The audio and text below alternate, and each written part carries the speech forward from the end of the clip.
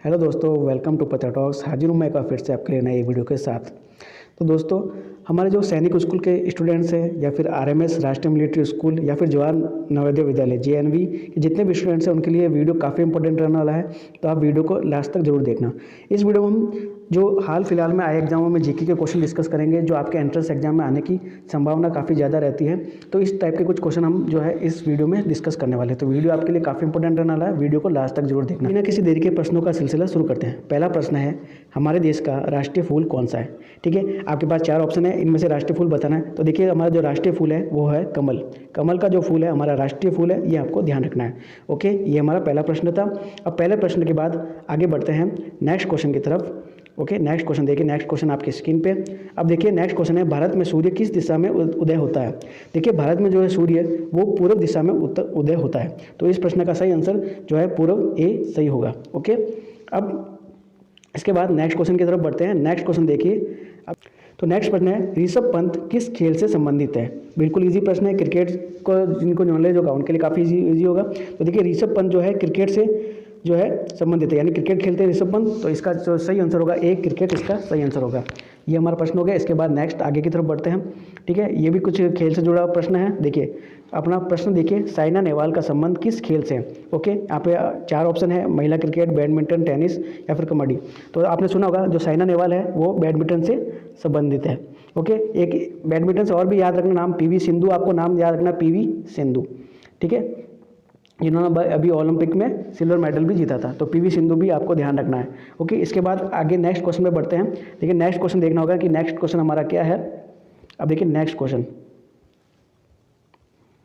ठीक है, अब नेक्स्ट क्वेश्चन भी इजी है। देखिए, भारत की संसद कहाँ है? भारत की संसद कहाँ पर स्थित है? तो देखिए, इसका जो सही आंसर होगा सी, दिल्ली। हमारी जो संसद है दिल्ली में स्थित है।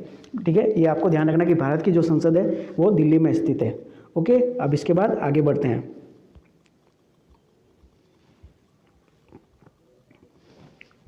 अब देखिए नेक्स्ट क्वेश्चन, क्रिकेट की एक टीम में कितने खिलाड़ी होते हैं? ओके, ये भी एक स्पोर्ट्स से रिलेटेड क्वेश्चन है। स्पोर्ट्स से रिलेटेड काफ़ी क्वेश्चन आते हैं। देखिए, आपको ध्यान रखना है कि क्रिकेट में टोटल 11 खिलाड़ी यानी 11 खिलाड़ी होते हैं। इसका सही आंसर डी होगा, डी ऑप्शन इसका सही माना जाएगा। ओके, ये प्रश्न भी हो गया। अब बढ़ते हैं आगे।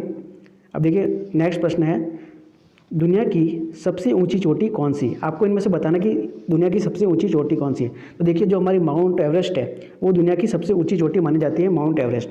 ठीक है, आपको इस प्रश्न का आंसर ध्यान रखना कि दुनिया की जो सबसे ऊंची चोटी है वो माउंट एवरेस्ट को माना जाता है। ये भी हमारा हो गया। इसके बाद नेक्स्ट क्वेश्चन पे बढ़ते हैं। देखिए, नेक्स्ट क्वेश्चन है कि नेक्स्ट क्वेश्चन पहले क्वेश्चन से रिलेटेड है, दुनिया की सबसे ऊंची चोटी माउंट एवरेस्ट कहाँ पर स्थित है? अब देखिए, माउंट एवरेस्ट सबसे ऊंची चोटी है, ये तो हमने पहले क्वेश्चन में डिस्कस कर लिया। अब ये भी पूछ रहा था कि माउंट एवरेस्ट कहाँ पे है, तो आपको बताना कि माउंट एवरेस्ट जो है नेपाल में स्थित है। ओके, माउंट एवरेस्ट नेपाल में स्थित है, ये आपको ध्यान रखना है। दुनिया की सबसे ऊंची चोटी माउंट एवरेस्ट नेपाल में स्थित है। ओके, तो इस क्वेश्चन का आंसर भी हमारा हो गया। इसके बाद आगे बढ़ते हैं।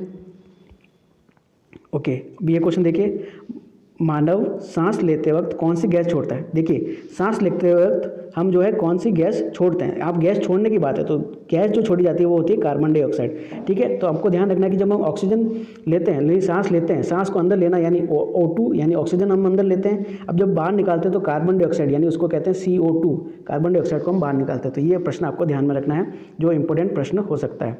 ओके, इसके बाद देखिए नेक्स्ट क्वेश्चन पे बढ़ते हैं कि नेक्स्ट क्वेश्चन हमारा क्या है। ओके, नेक्स्ट क्वेश्चन है, दुनिया का सबसे घना जंगल कौन सा है? देखिए, यहाँ पे कुछ ऑप्शन है, उनमें से बताना कि सबसे घना जंगल कौन सा माना जाता है। तो देखिए, दुनिया का जो सबसे घना है वो अमेजोन का जंगल जो है दुनिया का सबसे घना माना जाता है। तो इस प्रश्न का सही आंसर ए, अमेजोन का जंगल होगा। ओके, तो ये प्रश्न भी हो गया। अब आगे बढ़ते हैं नेक्स्ट क्वेश्चन की तरफ। ओके, नेक्स्ट क्वेश्चन ये काफ़ी एग्जाम में पूछा जाता है कि कौन सा ग्रह लाल ग्रह के नाम से जाना जाता है? देखिए, निम्न में से कौन सा ग्रह लाल ग्रह के नाम से जाना जाता है? तो आपको पता होना चाहिए कि जो मंगल ग्रह है वो लाल ग्रह के नाम से भी जाना जाता है। ओके, तो मंगल ग्रह हमारा लाल ग्रह के नाम से भी जाना जाता है। इस प्रश्न का हमने भी सही आंसर दे दिया। ओके, अब इसके बाद आगे बढ़ते हैं।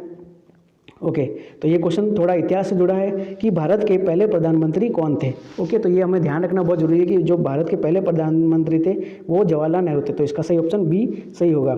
ओके, क्वेश्चन पे देखिए, अब नेक्स्ट क्वेश्चन है, इसमें एक क्वेश्चन में 2 क्वेश्चन छुपे हैं। देखिए, क्वेश्चन क्या है, महात्मा गांधी की याद में अंतर्राष्ट्रीय अहिंसा दिवस कब मनाया जाता है? देखिए, सबसे पहले आपको ध्यान होना चाहिए कि महात्मा गांधी का जो जन्मदिन है 2 अक्टूबर को बनाया जाता है।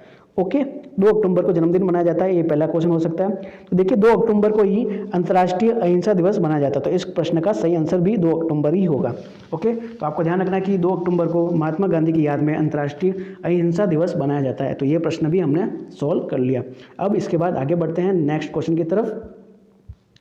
उससे पहले ये रफ कर लेते हैं और अब आगे बढ़ते हैं। ओके, अब देखिए ये क्वेश्चन भी इंपॉर्टेंट है, काफ़ी एग्जाम में पूछा जाता है कि चांद पर पहला कदम रखने वाला व्यक्ति कौन था। तो आपको ध्यान रखना है कि चांद पर जो पहला कदम रखने वाला व्यक्ति थे वो थे हमारे नील आर्मस्ट्रांग।